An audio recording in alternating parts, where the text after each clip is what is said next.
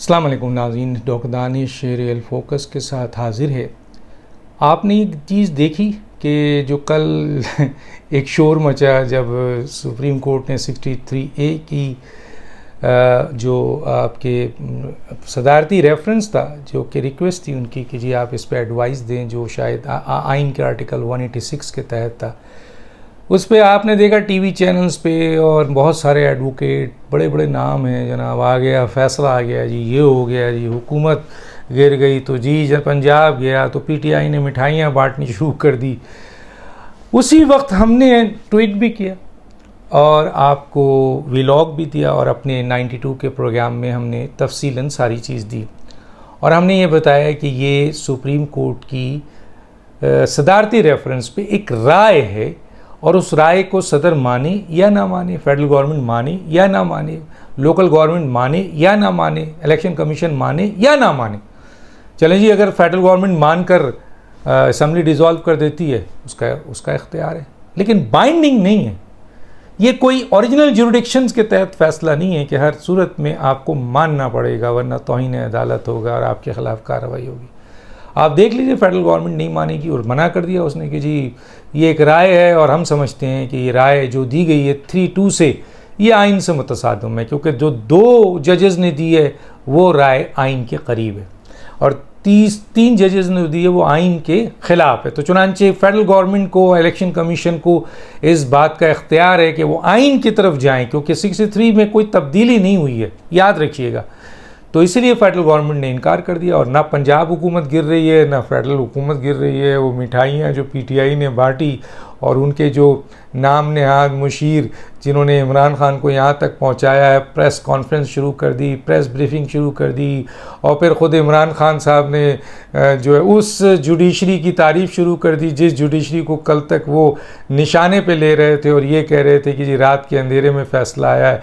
एक राय दी है supreme court ने और मैं समझता हूँ ये भी नज़रिया ज़रूरत के तहत है, इसलिए कि सुप्रीम कोर्ट ने ये राय देकर हुकूमत को भी खुश कर दिया और इमरान खान को भी खुश कर दिया। हुकूमत को ये खुश इस तरह है कि जी आइन में कोई तब्दीली नहीं है और ये कोई फ़ैसला नहीं है, हुकूमत चाहे माने नहीं माने। उधर फैसला दे के उधर राय दे के इमरान खान खुश हो गए कि जनाब देखें जनाब, ये जो आपके जो लोग हैं, जो मुनरिफ अराकीन हैं, इनकी डिफेक्शन क्लॉज लगेगा और दूसरा ये है कि फारिग हुए पंजाब हुकूमत गिर जाएगी, फिर फेडरल भी गिर जाएगी। तो चुनांचे कुछ नहीं हो रहा।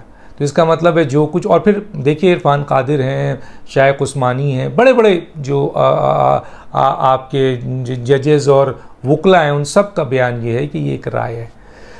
हाँ, ये पता नहीं 2-3 ऐसे एडवोकेट को मैंने देखा टीवी पे, पता नहीं कैसे इनको एडवोकेट जनरल बना दिया जाता है, फला बना दिया जाता है, जो आइन को भी नहीं पढ़ते हैं ना समझते हैं, बस आकर बात करना शुरू कर देते हैं, हालांकि क्लियर है आइन में। बहरहाल हमने सबसे पहले इस चीज़ को उजागर किया और वही चीज़ आज इस्टेब्लिश है कि ये एक राय है, आप माने या ना माने। अच्छा, दूसरी जो इम्पोर्टेंट बात है वो ये है कि जी हुकूमत जो है वो न सिर्फ ये फ़ैसला हुआ है कि कोई हुकूमत नहीं जा रही, ना फेडरल हुकूमत कहीं जा रही है, ना प्रोविंशियल हुकूमत कहीं जा रही है, बल्कि प्रोविंशियल हुकूमत में कायम मुकाम गवर्नर बनाने के बाद ये स्पीकर को भी फारिग कर देंगे और उसके बाद कैबिनेट अनाउंस होगी और फिर पंजाब अपना काम करेगा। और ये भी डिसाइड हुआ है स्टेक होल्डर्स के 3 जो मेजर पीपल्स पार्टी, JUI, मौलाना फजल रहमान और आपके नवाज़ शरीफ और शहबाज शरीफ कि जनाब कोई अर्ली इलेक्शन नहीं होगा, इलेक्शन अपने वक्त में होगा। और ये जो चैलेंज है जो इमरान खान उनकी टीम ने 4 साल में मईशत की तबाही कर दी है, जो उन्होंने, उस तबाही को रोकना है हमने, उस तबाही को कम करना है हमने, उस तबाही को किसी तरीके से मईशत की पटरी पे लाना है ताकि मईशत आगे की तरफ बढ़े और इस चैलेंज को उन्होंने कबूल किया है। बहुत अच्छी बात है, क्योंकि जाहिर है किसी न किसी तो कबूल करना है और अगर ये नहीं करेंगे तो फिर कौन करेगा। फिर इलेक्शन पे अगर जाते हैं तो मैं बता चुका हूँ कि पीटीआई इलेक्शन जीते, फ़र्ज़ कीजिए, तो उसने तो बड़ा गरक किया मईशत का, वो क्या दुरुस्त करेगी। और अगर इनको तो इलेक्शन के बाद हुकूमत मिलती है तो फिर ये तो अभी भी इनके पास हुकूमत है, तो आज भी कर सकते हैं, आज फिर भी वज़न कम है, कल बहुत ज़्यादा वज़न होगा। तो चुनांचे ये तय हो गया और स्टेक होल्डर्स भी इसमें शामिल है, इलेक्शन कमीशन भी इसमें शामिल है।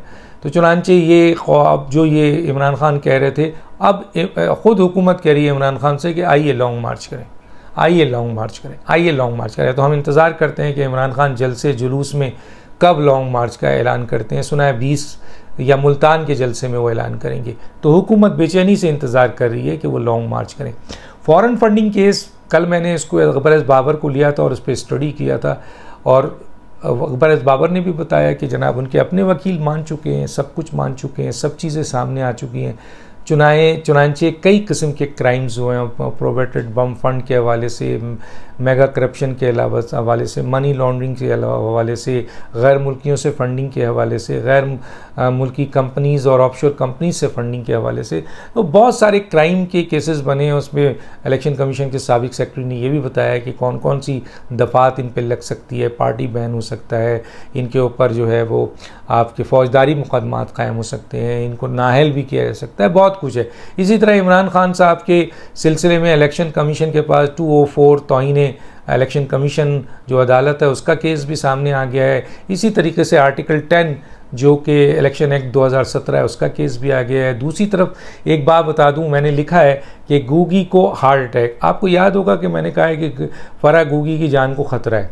अब फ़राह गूगी की जान को ख़तरा है इसलिए कि फ़राह गूगी अगर आ गई पाकिस्तान और वो वादा माफ गवाह बन गई, तो फिर सोचिए इमरान खान और उनकी फैमिली का क्या होगा, और उन लोगों का क्या होगा जिन्होंने फ़राह गूगी को सामने रख कर कमाया है। अभी आपने देखा अताउल्लाह तारड़ साहब ने जो है वो एक प्रेस किया था, उसमें बताया था कि अरबों रुपए यानी तकरीबन 11 अरब रुपए की जो है वो ज़मीनें ली गई हैं, वेलाज बनाए गए हैं, करप्शन की गई है, पता नहीं क्या कुछ किया गया है ये बुज़दार साहब ने, जिसको कहा जाता है कि मासूम है। तो हाँ, मासूम होंगे, डमी थे, मासूम होंगे, जाहिर है ये पैसा, ये पीछे बैकग्राउंड कहाँ गया होगा, वो ट्रेस अब आगे जा रहा है। तो कहने का मतलब ये है कि ये गूगी की जान को ख़तरा है, क्योंकि गूगी अगर पाकिस्तान आती हैं और वो इकरार कर देती हैं तो बहुत बड़ा धमाका होगा।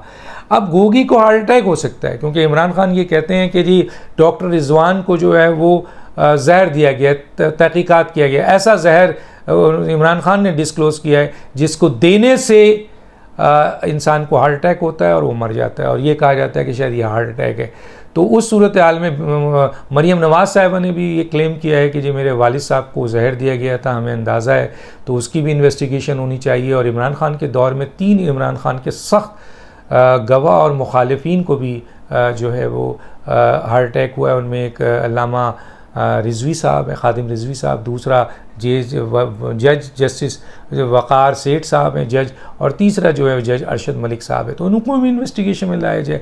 तो इसी को देखते हुए कुछ लोगों का ख्याल है कि फ़राह गूगी को भी हार्ट अटैक हो सकता है, इसलिए उसकी जान की हिफाजत की जाए और कहीं उसको जहर दिया जा सकता है। क्यों?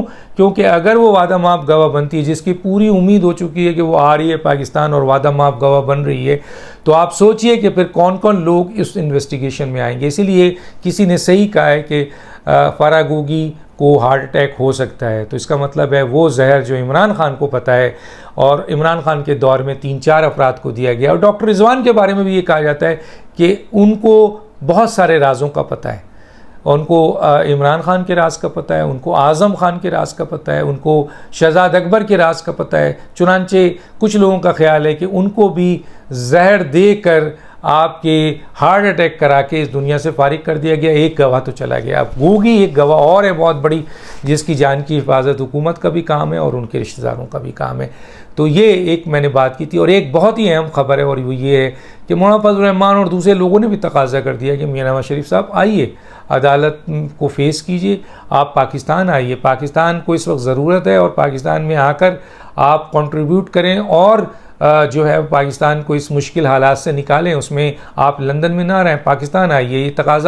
ये तकाज़ा हमारा भी था, ये तकाज़ा और लोगों का भी था। चुनांचे अब ये आवाज़ मौलाना फजल रहमान के साथ साथ और लोगों के ज़रिए आई, और ये बात सही है। लेकिन जैसे ही ये ऐलान हुआ है और रिक्वेस्ट की गई है, आपने देखें इसाक डार साहब का जो है वो आपके वारंट निकलवा दिया गया है। तो ये हल्के इस वक्त इसाक डार की तो बहुत ज़रूरत है इस वक्त, क्योंकि मौजूदा हुकूमत में मिफ्ता इस्माइल से कहीं ज़्यादा बेहतर इसाक डार साहब अपना रोल अदा कर सकते हैं। तो चुनांचे इस वक्त उनका एक आपके वारंट निकाल दिया गया है। लेकिन बाहर ये वारंट भी दम तोड़ देगा और ज़मीन में चला जाएगा। इस किस्म की धमकियों में इसाक डार साहब को नहीं आना चाहिए। नवाज़ शरीफ साहब, आपका केस लगा हुआ है, मरीम नवाज़ साहबा भी तो यहाँ सज़ा होने के बाद फेस कर रही है ना, आप भी आइए। अब वो दौर नहीं है कि जेल में आपको जहर दिया जाएगा या जो है वो आपके साथ जेल में बुरा सलूक किया जाएगा या अदालतों के ऊपर दबाव डालकर जो है वो फैसले लिए जाएंगे। अब अदालतें आज़ाद नज़र आ रही हैं,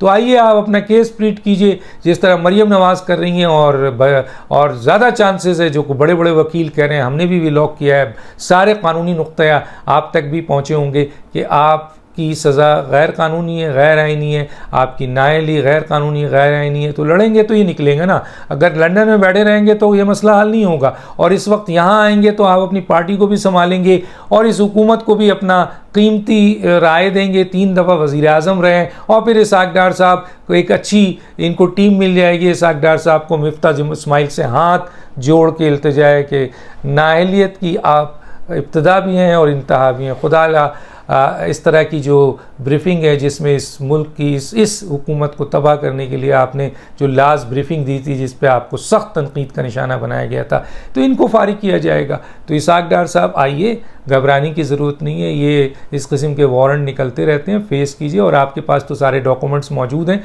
दिखाइए आकर अदालत को। और यही हमने सुना है कि इसाक डार साहब और नवाज़ शरीफ साहब ने प्लान बनाया है कि वो जल्द अज जल्द पाकिस्तान में आकर मौजूदा हुकूमत के साथ मिलकर पाकिस्तान की आवाम को रिलीफ देंगे। एक बात तो तय हो गई है कि किसी सूरत में गरीब आदमी के ऊपर टैक्स नहीं लगाया जाएगा, कोई ऐसा बर्डन अब गरीब आदमी को नहीं दिया जाएगा जिसकी बुनियाद, चाहे वो IMF कहे चाहे कोई कहे, ये फ़ैसला बहुत बड़ा है। और इस फैसले को अगर ये हुकूमत किसी तरीके से भी मेंटेन कर गई तो यकीनन ये उसकी बहुत बड़ी कामयाबी होगी। डॉक्टर दानिश को याद दीजिए। अल्लाह हाफ़िज़।